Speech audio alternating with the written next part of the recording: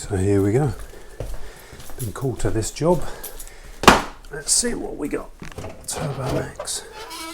It's all been switched off. Previous engineer's been here and said it needs a new boiler. So let's turn it on.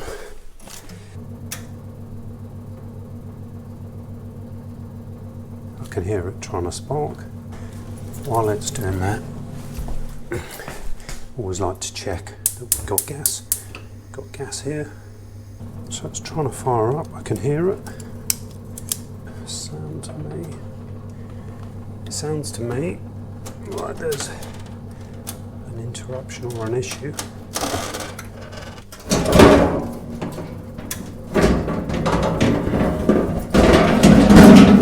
Let's go for the third attempt.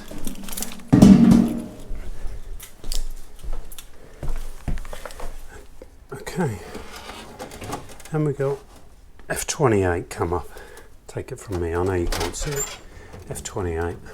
What I normally do in these sort of situations is pull the cover off, have a look, see what's going on.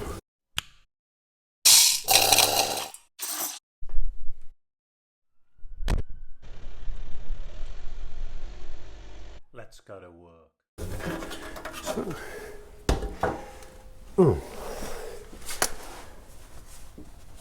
So, that's buzzing along nicely, isn't it? What do you think? Let's have a look. I've worked on in the last couple of days. Let's just have a quick look in here. So they said that it wasn't worth repairing this, it was worth just changing it.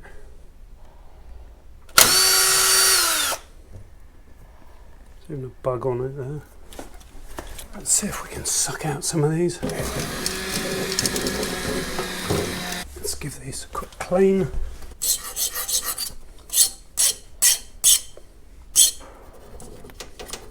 cleaning up these. And yeah, there's still lots of bugs in there. This probably all needs a good strip out. Just going to do that anyway. So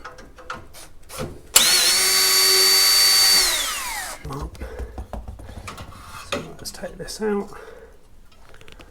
So those are all of the jets at the back. And clearly, I don't know.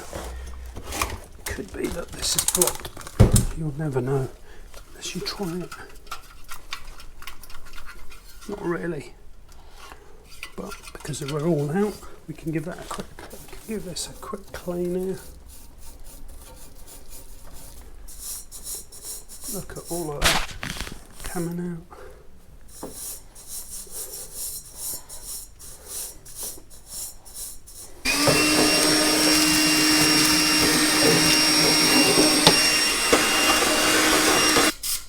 I thought that might be full of flies, but it turns out it's not.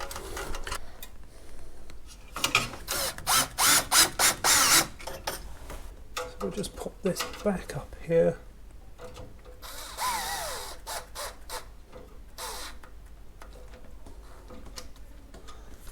Turn that down to the minimum.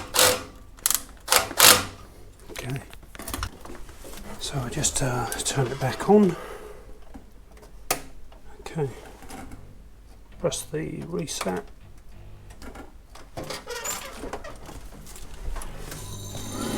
Fan's running. Okay, so we've got a good spark there. We've just got no gas. For the hell of it, I love giving these a tap.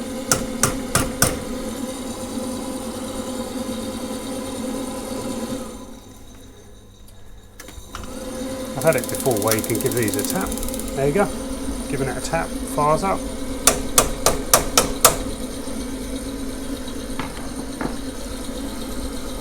Nothing wrong with that. 2 taps, boom. Okay.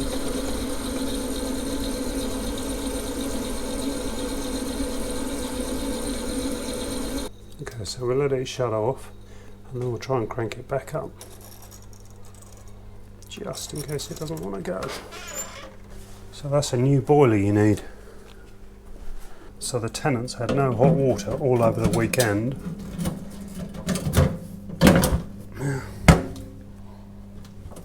Cover on. So in this particular case, I'd probably see if we've got another valve. Let's turn the hot water tap on.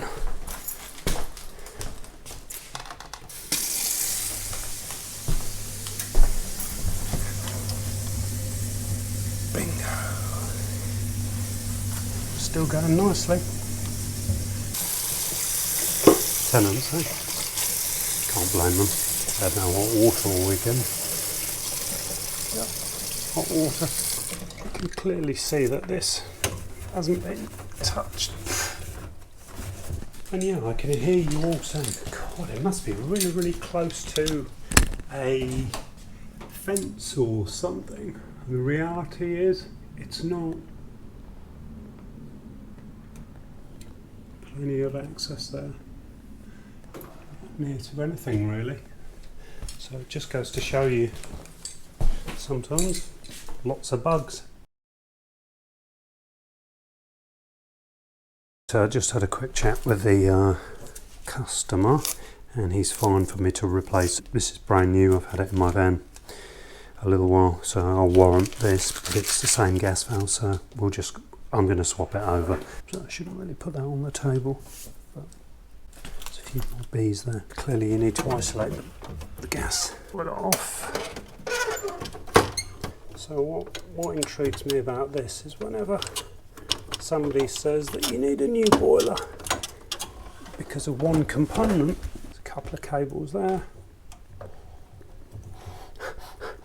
Somebody's smoking weed. Okay, so and you've got that one there. So give it a little dust up just in case I don't want any of that crap going in there. Bit pointless shooting a video if you can't see what I'm doing. Squeeze down. Not put too much strain on either.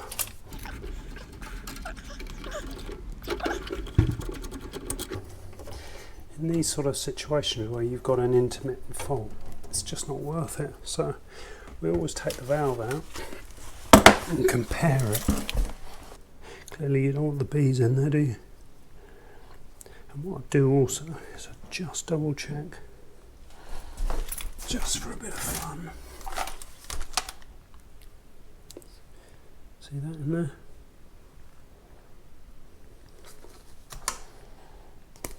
Take these off. Okay, there you go. And in this case, it's exactly the same. So I'll take the cap off this one. What do you reckon, guys? You tell me. If I were a betting man, I would say that he's wound that, the last engineer, just to make this faulty. Bit naughty, isn't it? Let's get this done. So we'll put this back in, a couple of washers, put them in slowly.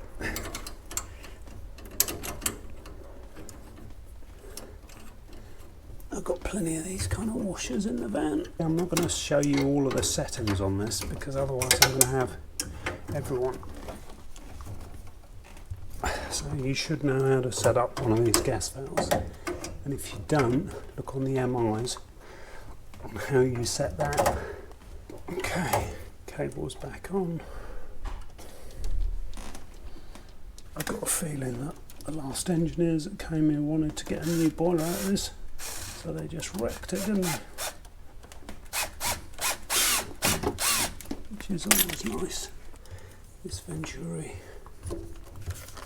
Okay, so cover back up, turn it back on, just check it fires up first. Yep, so that looks well. Yep, so that's fine. So we set our pressures. That's it. From needing a new boiler within an hour. The typical kind of bullshit that you're going to come up against in this industry This is actually quite a clean boiler. It was one of their best ones that they've made, in my opinion. This is a great boiler. Could do with a couple of flue screws, but back then they weren't pushing hard on those. You're going to come across this. Bit of a clean, maybe a new gas valve. There's no point. The cost of this to the cost of me coming back out when I've already come here twice, it's not a great idea. And shame on you if you were the engineer that turned up to this place and said that you need a new boiler. Wrong.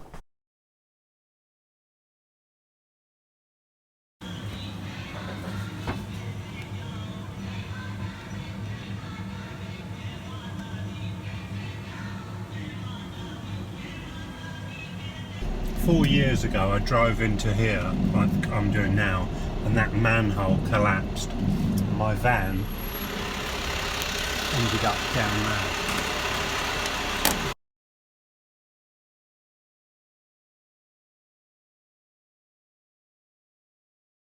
It's not a fun day, I have to say.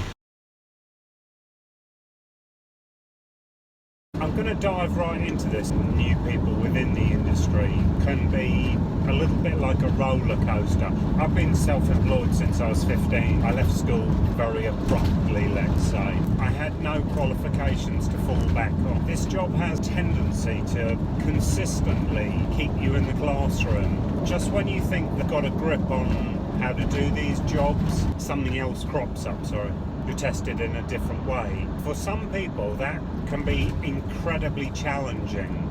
Have these dramatic highs and lows. For someone like me, at the beginning it was quite challenging. However, I've always liked fixing things, just not give up. I'm more interested in the jobs that are more troublesome than I am any of the easy ones, because you don't remember the easy ones. The ones where you serviced it, you've got to call back the next day saying, oh, since you serviced it, doesn't work. What the hell did I touch? You're tested on mental, physical, financial, time. Every aspect of your being is tested within this job. It takes some getting used to. It's not like any other job. Everything's down to you, whether it's the driving there, whether it's the van stock, whether it's the communication skill set that you have to have with the customer. Everything. Is you need a massive bag of tools. The tool set in here is so much more valuable, and it's my opinion. So support network within the home. Second is good friends, preferably within the industry. People that you can rely on. You've got an issue with something you're not sure of, you can phone up and you bounce off each other. Try and get yourself a community. Social media, I don't, if I'm honest. There's too many opinions. For me, doesn't work. Work on your skill set. Those things that you find challenging, chip away at them. When I started out, I disliked electrics. The more I seemed to get more work that was based around it. At a certain point, I decided if I don't understand something, or I'm fearful of something, I have to just meet it head on. So for instance, I struggled with the wiring, so I set up a bench with a board on it, and I got some second-hand valves and I wired it up, and that's how I learned. I kept doing it. I just kept doing it and playing with it and fixing it and seeing what went wrong when I got it wrong, and doing the different versions. Instantly I felt more confident. You build on that, and even to this day I have builders who phone me just to do the wiring on their underfloor heating systems. It's not something that I relish and go, oh, I can't wait. But the way I look at it is it's a skill set, and if you can get rewarded for it, realise your own abilities a lot clearer.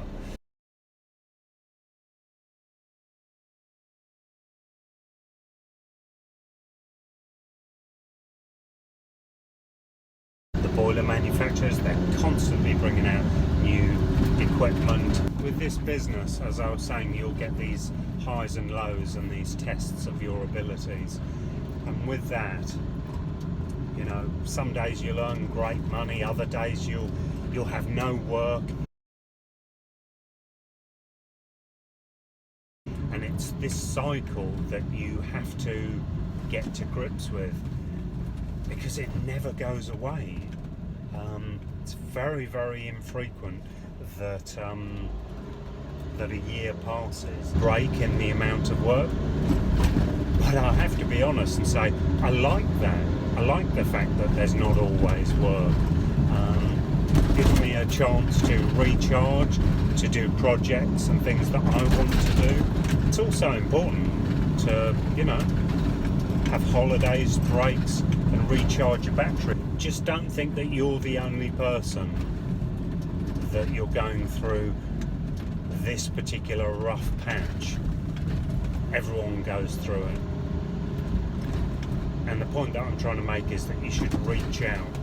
You need to be able to reach out to these people that you feel okay to talk to, by expressing what you're going through. Hey, this is why we need to form communities of helpful people, rather than people sticking in the boot when people make a comment or jumping up and down about something. We all started, you know, at the beginning time ago. So that's all I really wanted to say. It's tough. It's tough out there. With that, I'm off to my next catastrophe. No, seriously guys, reach out to me, to other guys on here. Don't feel like you're on your own. I struggled for many years, maybe a good 10-15 years, and then I got to grips with it, and it was never going to go away. So you either accept it or you try and fight it. Try and go with it and make it easier. Have a good day. Thanks for watching.